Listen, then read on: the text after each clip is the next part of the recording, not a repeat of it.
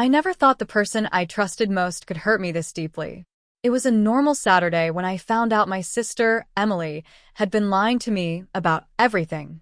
I was scrolling through my phone when I stumbled on messages that shattered every memory we had built together.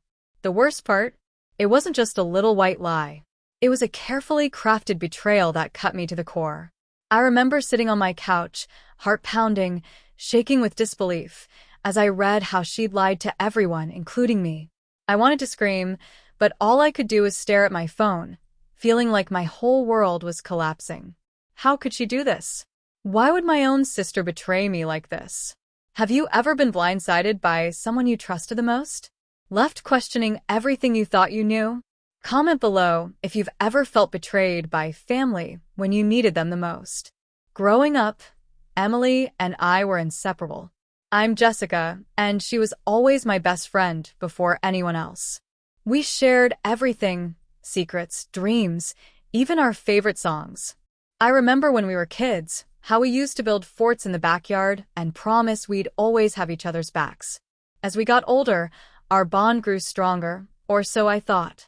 Emily was always the outgoing one, full of life and laughter, while I was more reserved, but she always made me feel seen. We had this tradition every Sunday morning, coffee and pancakes at our favorite diner, that I cherished the most. Those moments made me believe we could get through anything together. She was also the one I told everything to, especially about my struggles, my fears, my hopes. When I lost my job last year, she was the first to comfort me, telling me, "Jess, you're stronger than this. We'll figure it out." Looking back now, I realize I never saw the cracks beneath the surface. There were signs I missed, the small lies, the excuses, but I chose to believe in her. Because sisters were supposed to be forever, right? It started with little things I brushed off at the time. Like the time Emily forgot to tell me about her promotion at work. I found out from her coworkers before she even mentioned it. When I confronted her, she laughed it off, saying, "I didn't think it was a big deal, Jess." Then there were moments when she'd cancel plans last minute without a real excuse, or when I called her during tough times and she'd say she was too busy or needed space. I felt confused. Was I being too sensitive? Was I overthinking? One night, I remember texting her about a family issue and she replied with a cold, "You're making it worse." That cut deep because it felt like she was turning away just when I needed her the most. At family gatherings, I noticed how Emily seemed to avoid me, laughing a little too loudly with others, sharing things with everyone except me. It was like I was invisible. I tried to ignore the feeling, convincing myself maybe she was just stressed. But inside, I felt this growing distance, like a wall rising between us. And whenever I tried to ask what was wrong, she'd dodge the question or get defensive. The sister I knew was slowly slipping away, and I didn't know how to stop it. The day everything fell apart started like any other. I was at home when my phone buzzed with a message from an unknown number. Curiosity made me open it, and what I saw next broke me. Photos, screenshots, conversations, all showing Emily talking behind my back, twisting my words, spreading lies about me to our closest friends, and even our family. But it wasn't just gossip. She was manipulating people to believe I was the one who betrayed her first. I felt my chest tighten, the room spinning. I could almost hear her voice in my head, the sister I once trusted, laughing as she tore down everything I stood for.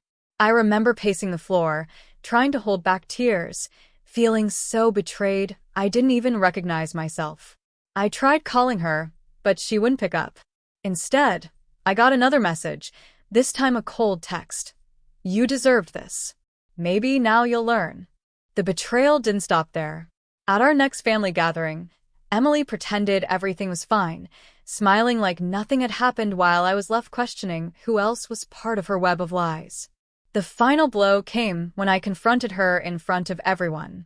Instead of denying, she doubled down, accusing me of being paranoid and jealous. I could see some family members looking away, uncertain who to believe. That night, I sat alone in my room, tears streaming down my face, wondering how someone who shared my childhood, my secrets, my dreams, could become my biggest enemy. After days of silence, I couldn't hold it in anymore. I arranged to meet Emily at the old cafe where we used to spend hours talking. The place was filled with memories, but today it felt cold and heavy. I looked her straight in the eyes and said, "Emily, I know everything.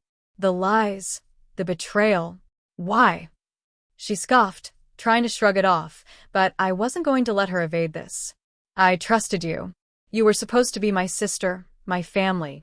Instead, you chose to destroy me. Why would you do that?" There was a flicker of something in her eyes. Guilt? Remorse? But she quickly masked it with a smirk. "Maybe you deserved it," she said, cold and dismissive. That's when I pulled out the stack of messages and photos I'd collected, the proof she couldn't deny. I told her, "This is who you really are. Not the sister I loved, but someone who hides behind lies. I'm done being your victim." I took a deep breath, feeling a mix of anger and relief wash over me. Then I did something symbolic. I tore up a photo of us together from our childhood. It was painful, but it felt like reclaiming my power. "From now on," I said firmly, "I'm choosing truth over pain. I'm choosing myself." Emily stared at me, speechless for once. That moment was mine, the moment I stood up and took back control of my life. After the confrontation, everything changed. Some family members rallied around me, offering hugs, texts, and calls that helped patch the raw wounds. My best friend Mark stayed by my side, reminding me I wasn't alone. But others distanced themselves, whispering behind my back, questioning my side of the story, or worse, siding with Emily. The family I thought I had felt fractured and uncertain. I found myself replaying memories from childhood, the subtle favoritism Emily always got, the times my feelings were dismissed or ignored. It was like mourning two losses at once, the sister I lost and the family I thought I belonged to. Nights were the hardest.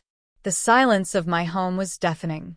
I felt lonely, confused, and overwhelmed by grief, not just for the betrayal, but for the years of trust shattered. But through this darkness, a small light flickered. I realized that truth, no matter how painful, was the only way to heal. And even if the path was lonely, I was starting to find clarity. I began journaling every night, pouring my pain into words, trying to make sense of it all. Some days I cried, some days I screamed, but every day I took one small step toward healing. After weeks of turmoil, I finally decided to seek therapy. Talking to a professional helped me untangle the knots of pain and betrayal, and slowly, I began to rebuild my sense of self. I started surrounding myself with people who truly cared, my cousin David, who moved in to help with the kids when things got tough, and friends like Sarah who reminded me that family is not just blood, but love and loyalty. I found new purpose too. I started volunteering at a local women's support group, sharing my story to help others who felt betrayed or abandoned. Helping others heal gave me strength I didn't know I had. Setting boundaries became my new superpower. I stopped answering calls from Emily and stopped trying to fix something broken beyond repair. Instead, I focused on nurturing the relationships that lifted me up. There were still hard days, anniversaries, memories, and the absence of what I once had. But those moments didn't define me anymore. I was reclaiming my life, step by step, day by day. Looking back, I realized betrayal taught me a harsh lesson. Sometimes the people closest to us can hurt us the most, but it's how we rise from that pain that shapes who we truly are. If you've ever been betrayed by someone you loved, especially family, you're not alone. Sometimes the people who should protect us hurt us the most. But remember this, family isn't just about blood. It's about who shows up when it matters. I shared my story to remind you that your truth matters. Don't be afraid to stand up for yourself, to set boundaries, and to choose peace over pain. If this story resonated with you, please share your experience in the comments. Your voice might be the light someone else needs right now. Like this video, subscribe for more real stories, and join this community where we lift each other up. Together, we heal. Together, we rise.